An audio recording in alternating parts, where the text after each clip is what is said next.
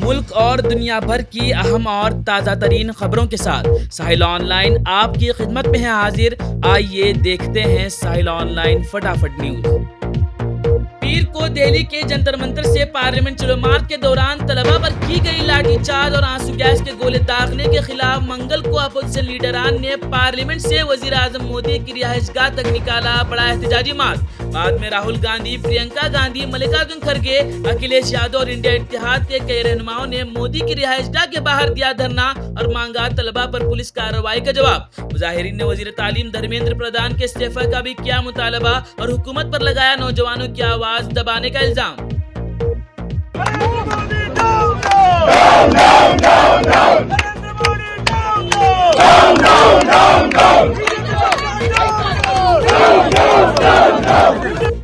This video is brought to you by Ours Real Estate, Dubai. Modi की रिहाइशगाह के बाहर धरना देने की इत्तला मिलते ही दिल्ली पुलिस ने राहुल गांधी, प्रियंका गांधी, अखिलेश यादव, डीके शिव कुमार समेत मुतादिद अपोजिशन रहनुमाओं को हिरासत में लेकर कराया एहतजाज खत्म। कांग्रेस पार्टी ने राहुल गांधी को जबरदस्ती घसीट कर ले जाने का लगाया इल्जाम, जिससे उन्हें मामूली चोट भी आने की कही बात, जबकि हुकूमत ने कहा कि हसास सिक्योरिटी जोन में एहतजाज की नहीं दी जा सकती इजाजत।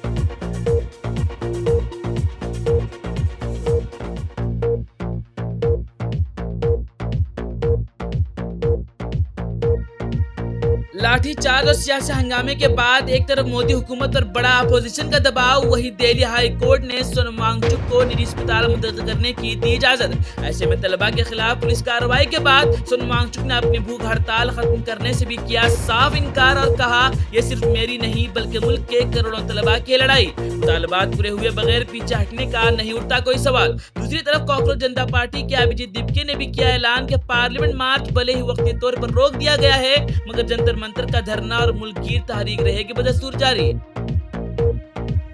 हमारी जो डिमांड्स है वो पहले से वही है। धर्मेंद्र प्रधान का resignation, 1 crore compensation to the families of the victims and immediate release of Sonam Wangchuk. And to all the protester I want to say that it's a long battle but we are going to fight this battle and not just going to fight, we are going to win this battle. Delhi में cockroach जनता party के एहतजाज के दौरान तलबा पर बरसाई गई police lathi charge पर कांग्रेस कायदीन मल्लिकार्जुन खड़गे, प्रियंका गांधी और शशि थरूर ने की सख्त मजम्मत और तलबा पर लाठीचार्ज को करार दिया जमहूरियत पर हमला। खड़गे ने कहा कि मोदी हुकूमत ने ढंग से हल नहीं किया कोई भी मसला। प्रियंका ने कहा कि हुकूमत इस मसले पर पार्लियामेंट में बहस के लिए नहीं है तैयार और उल्टा हुकूमत हमारे बच्चों पर कर रही है लाठीचार्ज और आंसू गैस का इस्तेमाल। शशि थरूर ने कहा कि अदम तशद्दुद का अमल नहीं है lathi charge.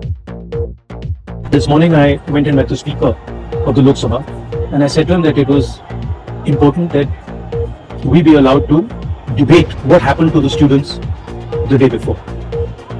The Speaker said he needed to take permission from the government, but it was very clear to us in the hours after that there was no interest in the government of having a debate. तो हमने decision लिया कि हम Prime Minister के घर के सामने जाके धरना करें और जो students की issue है, जो देश के लिए सबसे जरूरी इशू है और जो उनके खिलाफ किया गया है, वो हम नेशनल अटेंशन में लाएं और प्राइम मिनिस्टर का घर के सामने जाके करें। Why is the Indian education system collapsing? Why are papers leaking? Why is education so expensive in India?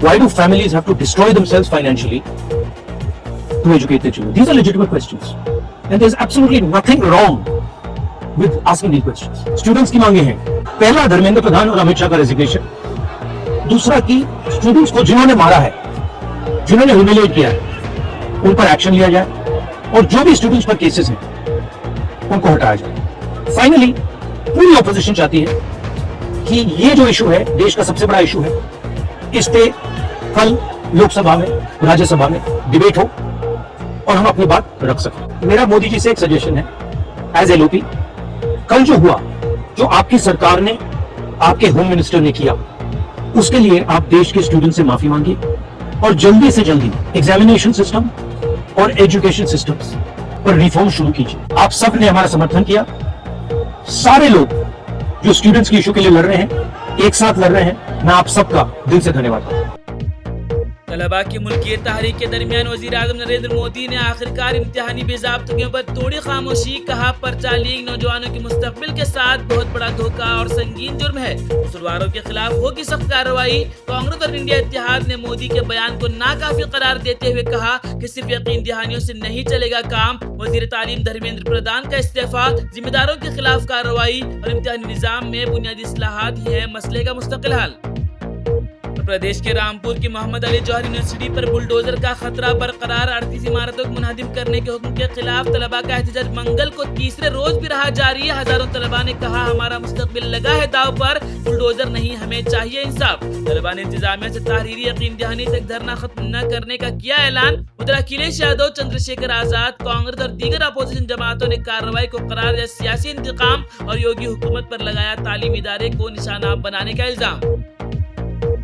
दिन पहले ये खबर मिली कि जौहर यूनिवर्सिटी के 38 भवनों को ध्वस्त करने का जिलाधिकारी रामपुर द्वारा आदेश पारित कर दिया गया है। वो नोटिस देने वाले भी वो, निर्णय देने वाले भी वो, मात्र 15 मिनट की सुनवाई में, और उन्होंने उसी दिन फैसला दे दिया। कम से कम फैसला देने में ये होता है कि ठीक है, इसमें आदेश की ये तिथि लग गई 14 दिन की, जिसको जो विधि व्यवस्थाएं देनी हो दे देना और हम आदेश करेंगे। तुरंत फैसला ऐसा कि जैसे फैसला पहले से लिखा रखा। हम चाहते हैं कि विश्वविद्यालय सेव रहे, विश्वविद्यालय को बचाया जाए। विश्वविद्यालय आम बच्चों का पढ़ाई का केंद्र है। आज एडमिशन का दौर है, वहाँ एडमिशन ना हो इसलिए ये शगुफा छोड़ा गया है। विश्वविद्यालय की ना कोई ईंट हिला सका है, ना हिलाएगा और ना हम हिलने देंगे। विश्वविद्यालय बच्चों का है, बच्चों का ही रहेगा और बच्चों के भविष्य के लिए रहेगा। कर्नाटका के कई अजला के लिए शदीद बारिश का अलर्ट जारी। महकमे मौसमियात ने साहिली अजला, उत्तर कन्नड़ा, उडुपी और दक्षिण कन्नड़ा समेत मलनाड के शिमोगा के लिए जारी किया ऑरेंज अलर्ट, जबकि बेंगलुरु और अतराफ के इलाकों में भी वक्फे से बारिश का जाहिर किया है इम्कान।